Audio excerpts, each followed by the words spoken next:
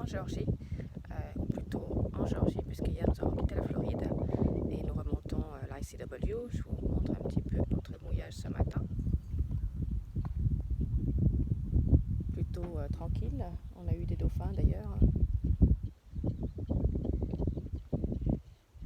Et avant de poursuivre la journée, je vais vous parler un petit peu plus du fameux ICW. Donc le ICW, c'est l'Intracoastal Waterway qui a une distance de 4800 km. Il part de Boston à peu près et il va jusqu'au Texas. C'est des eaux protégées, c'est une série de lacs, rivières, de baies et de inlets naturels avec des canaux entre les deux pour les connexions. C'est un projet qui a été commencé au début des années 1900-1915 et qui s'est poursuivi jusqu'à la fin de 1949. Donc c'est un projet qui permettait en fait aux barges de dispatcher des matériaux de façon sécuritaire sans aller sur l'océan. Et maintenant c'est beaucoup utilisé pour les gens, les navigateurs comme nous qui passons du nord au sud longeant la côte américaine. Normalement il a une profondeur, les prévisions donnent une profondeur de 12 pieds. Malheureusement des problèmes de financement font qu'il y a des endroits qui sont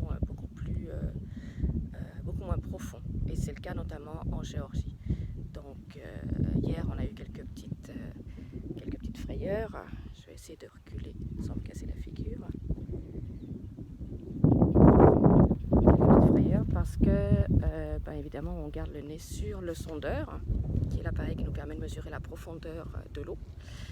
Et donc notre sondeur sur Tipeee est en mètres.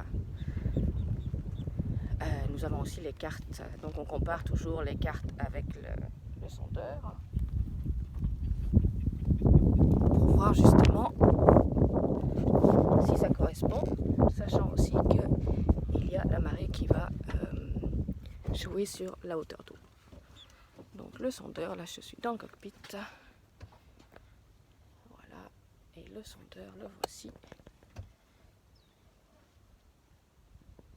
Et il indique 0,7 mètres, ce qui n'est pas beaucoup.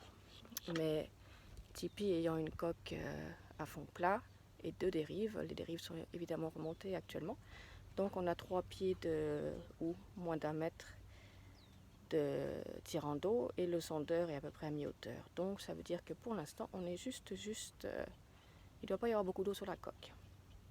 La marée va remonter et on va lever l'angle tranquillement et retourner dans les eaux plus profondes. Donc hier, oui, on a eu quelques frayeurs parce qu'on a même eu le sondeur qui s'est arrêté parce qu'il n'y avait plus d'eau.